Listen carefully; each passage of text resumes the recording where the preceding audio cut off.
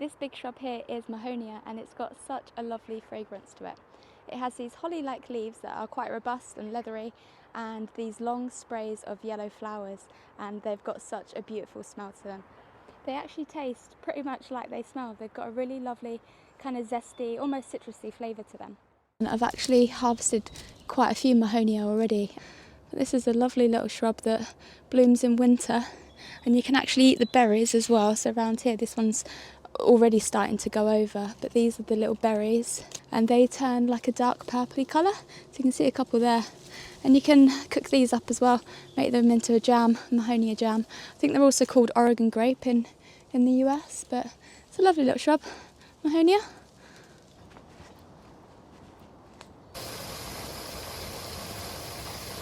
Could it be a nicer day to go foraging?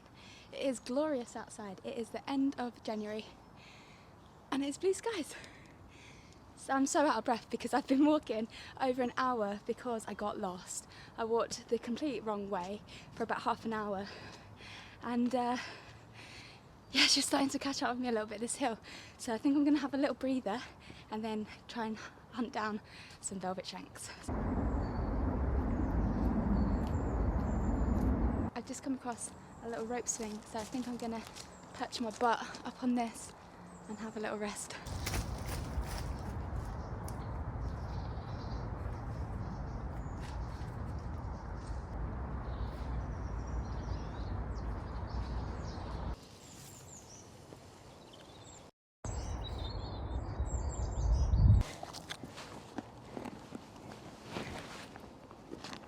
Oh, jackpot! A really great spot for velvet shanks up here. All underneath this dying bark is lots of little clusters of velvet shanks, or Flammulina velutipes. I've also just spied a little patch of velvet shanks just down here on this dying log as well. How cute are these? These have still got a very sticky and gelatinous kind of cap coating because it's been quite wet lately. But when they're a little bit drier, the caps can be a little bit more matte. And if you look closely, you can see that the cap edges have got a little bit of a striation. So let me pick this little cluster. This is a lovely little cluster of velvet shanks that I've just picked from this log down here, and they're a little bit past it, these ones, but they'll still be good for drying. And you can see that they've got this lovely sticky gelatinous kind of cap coating to them, but underneath the cap they've got these fairly close gills, and they're a caramel sort of creamy off-white colour. The stipe, or the stem, is very, very distinctive. So these actually haven't got a ring to them. The close lookalikes are the Gallerina marginata, or the funeral bells, and they have got a little ring to the stipe. And you can see that they get darker towards the bottom of the stipe there. They're kind of like an ombre colour, it's really cute. But when they're young, they have kind of like orange sort of stipes. They're similar colour to the cap, really. So velvet shanks are saprobic mushroom, which means they break down rotting wood, and they're slightly parasitic as well. You'll often find them on dead, dying or diseased trees, most often elm trees. So look in mixed or deciduous woodlands. These mushrooms are an awesome one to find during winter, and you can often find them all the way up until February. They can survive being completely frozen and they thaw out and they're absolutely fine.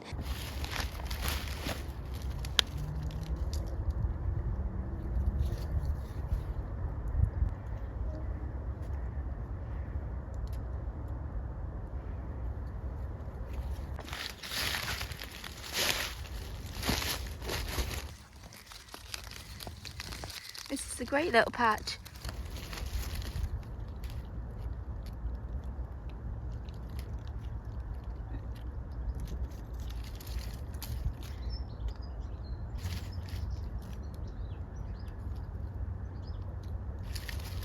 You can see this patch here has got loads of jelly on it as well. So I'm actually going to pop these in a different bag, these jelly here.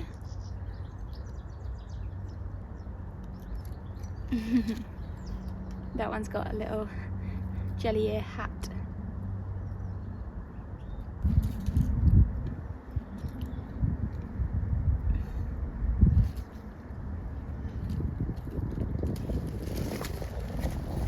So down here next to the velvet shanks we've got some jelly ear. Auricularia, auricula-judae I believe, quite a mouthful. But these are a lovely edible mushroom, and they're also really medicinal as well. They're high in polysaccharides and have been shown to help with blood clotting, so could help to improve your circulation and also help to prevent things like stroke and heart disease. They're also super rich in antioxidants and have been shown to help slow down dementia and Alzheimer's. You can eat them raw or cooked, but apparently boiling them helps to enhance their antioxidants.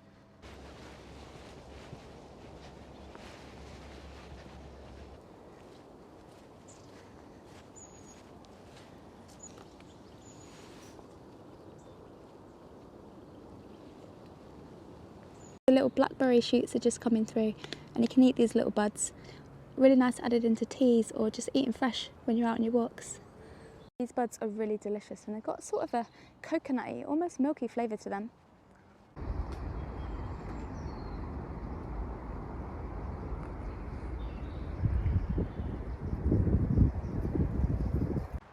Big old birch polypore down here.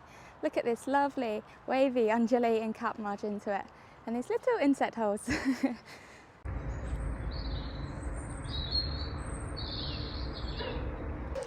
You can make a really cool natural detergent out of ivy leaves, and it really is as simple as boiling leaves in water and then straining it out through a cheesecloth, and then you can pop that straight in your washing machine and have a natural detergent. It's getting to be your last real chance to harvest the wood avens roots, because it's going to start putting out all of its new growth for spring soon. But wood avens roots have got really lovely sort of cinnamon-like flavour, and they can be dried and ground and added into bacon and things like that. Really, really delicious. But yeah, if you want wood avens, do harvest them in the next few weeks before it starts to put out its new growth. All of the rhododendron just starting to come into bud, and whilst an absolutely beautiful plant, it is horribly, horribly invasive and blocks out lots and lots of light for native plants in woodlands. It spreads rapidly and grows in really dense kind of clusters. So it's blocking out quite a lot of light. That haven't got all of this rhododendron have lovely bulbs of snowdrops all coming through, but there are no snowdrops to be seen down in these dark depths here, which is a shame.